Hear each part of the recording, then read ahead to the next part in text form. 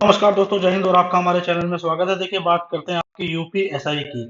आपको पता है आज आपकी है 14 तारीख, 14। ठीक है, 14 आपकी है, 14 अप्रैल। तो अब तक कितने फॉर्म डले हैं और आपके कितने फॉर्म डल सकते हैं इसमें, क्योंकि आपने देखा होगा जितनी उम्मीद लगाई जा रही थी कि कम फॉर्म भरे जाएंगे, उससे ज्यादा ये उम्मीद से ज्यादा फॉर्म भरे जा रहे हैं। और कौन सी कैटेगरी में कितने फॉर्म डल रहे हैं, अभी तक जितना अंदाजा है मैं आपको पूरी तरह से बता रहा हूँ। सबसे पहले, अगर आप चैनल पर नए हो, चैनल को जरूर सब्सक्राइब करें। और हाँ, एक बात और, जो हमारी ऑफलाइन कोचिंग है वो अभी तत्काल रूप से बंद है, क्योंकि सरकार के आदेश है। ठीक है, तो थोड़े बहुत दिन बाद शायद उम्मीद ये लगाई जा रही है कि आपकी 30 अप्रैल के बाद में आपकी ऑफलाइन कोचिंग फिर से स्टार्ट हो जाएगी। तो हमारा जो बैच है, जिन बच्चों ने ऑफलाइन बैच लिया था, उनके जो बैच है दोबारा चल जाएगा। ठीक है, जितने मेरठ के बच्चे हैं जो ऑफलाइन बैच पढ़ते हैं हमसे, तो ये परेशान ना हो। ठीक है, 30 अप्रैल के बाद में आपका हो जाएगा, कोई प्रॉब्लम वाली बात है नहीं। देखिए, सबसे पहले बात करें फॉर्म की कि अभी तक फॉर्म कितने डले हैं अब तक। तो अब तक जो फॉर्म डले हैं वे हैं 4.5 लाख। 4.5 लाख, 4,51,000, 52,000 ऐसे हो सकता है, मतलब 4.5 लाख फॉर्म अब तक सबसे ज्यादा मतलब डल चुके हैं। सबसे ज्यादा जो फॉर्म डले हैं अभी तक वो डले हैं ओबीसी में, उससे बाद में आपके एससी में, और उससे बाद में आपके एसटी में, सॉरी मतलब उससे बाद में है आपके जनरल में।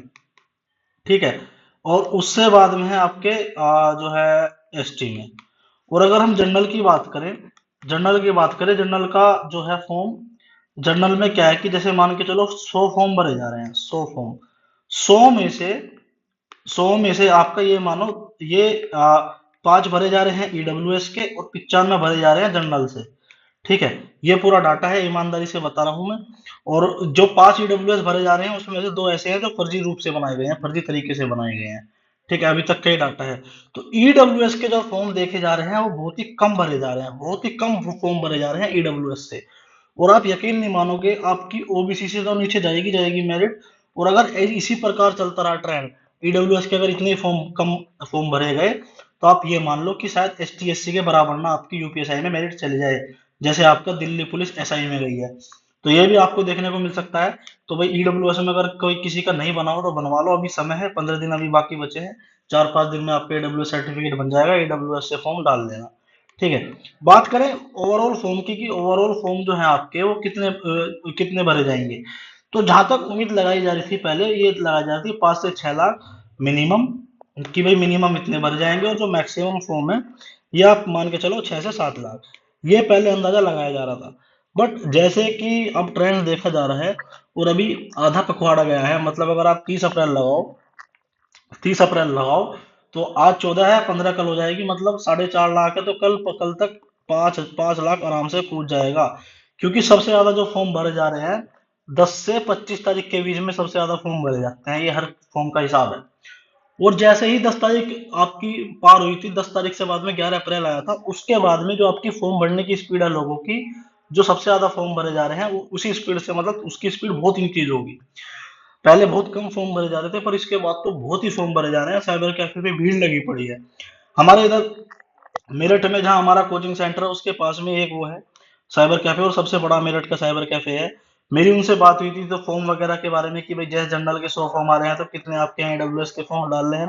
तो ईडब्ल्यूएस के तो बहुत कम डाल ही रही है, पर उनका एक कहना है कि 10 तारीख से बाद में ये मानो कि आप जो संख्या 1 गुना थी उसका 10 गुना आ रही है अब फॉर्म भरवाने।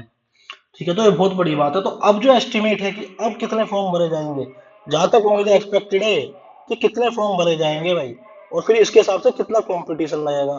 तो आप ये मान के चलो 6 से 7 लाख तो मिनिमम है, 6 से 7 लाख तो मिनिमम है, मिनिमम।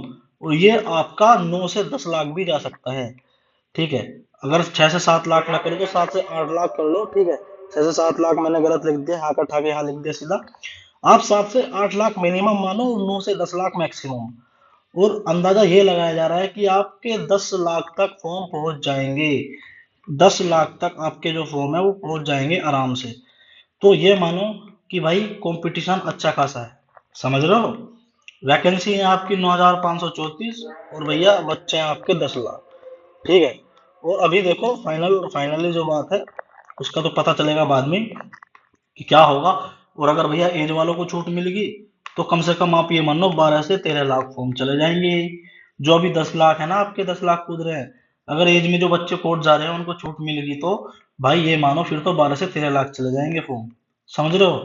तो ये आप मानो या ना मानो, इसमें बहुत बड़ा ये था, पहले लग रहा था कि भाई फॉर्म कम भरे जाएंगे, पर जिस तरीके से ट्रेंड देखा जा रहा है, क्योंकि आपने देखा होगा भैया दुनिया बेरोजगार है, बीटेक एमटेक वाले भी इसमें फॉर्म डाल रहे हैं, क्योंकि जैसे ही लॉकडाउन लगा था कोरोना वायरस की वजह से सबको औकात चल गई थी पता कि भैया गवर्नमेंट जॉब से अच्छी कुछ नहीं है, अपना समय पे सैलरी आती है, चाहे कितना बड़ा पैंडेमिक आ जाए कुछ भी आ जाए, सब धंधे चौपट हो गए थे, पर जो गवर्नमेंट जॉब वाले थे भैया उनकी सैलरी समय से आ रही थी, सब कुछ समय से आ रहा था।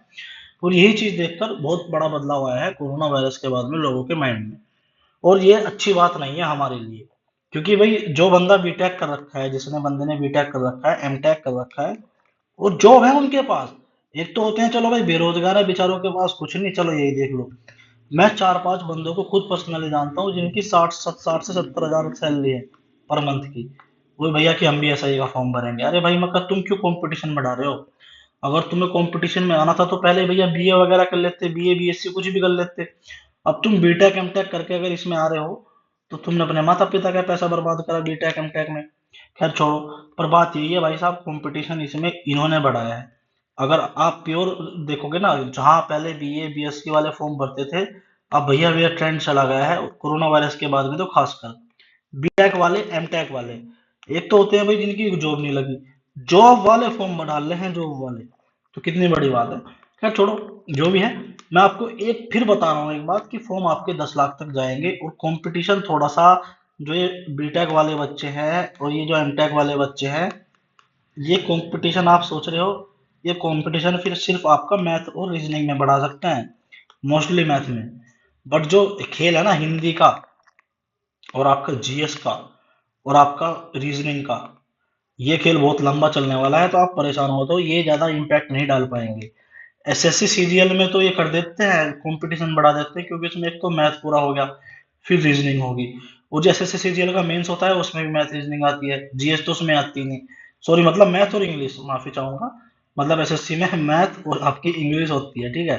तो इसमें जो आपके बीटेक से ग्रेजुएट वाले बच्चे हैं, वे थोड़ा कंपटीशन दे देते हैं बच्चों को, क्योंकि इसमें प्री मेंस में मैथ इंग्लिश जीएस रीजनिंग है, उसमें कैसे कैसे कट ऑफ क्लियर करके, और मेंस में तो प्योर मैथ और इंग्लिश ही है सिर्फ, तो इसलिए उसमें कंपटीशन देते हैं। फिर जो आपका जो यूपीएसआई है, इसमें कुछ आपका पॉलिटी, जो आपका पॉलिटी मूल विधि और संविधान का जो पोर्शन है, ये थोड़ा सा इम्पैक्ट डालता है, इससे थोड़ा लोग डरते हैं ये बीटेक एमटेक वाले। दूसरा आपका हिंदी, ठीक है। तीसरा आपका रीजनिंग, रीजनिंग भी अच्छी खासी आती है।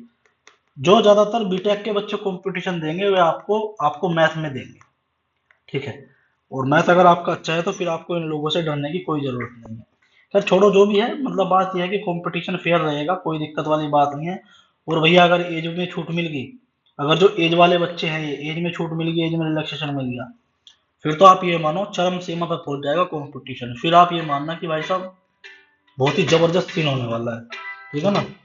खैर ये आपको मैंने बता दिया है, अगर आप डेली अपडेट्स लेना चाहते हैं कि कितने फॉर्म भरे गए हैं, कितने क्या है कैसे है, तो आप चैनल को सब्सक्राइब करते हैं कर सकते हैं। धन्यवाद, जय हिंद जय भारत।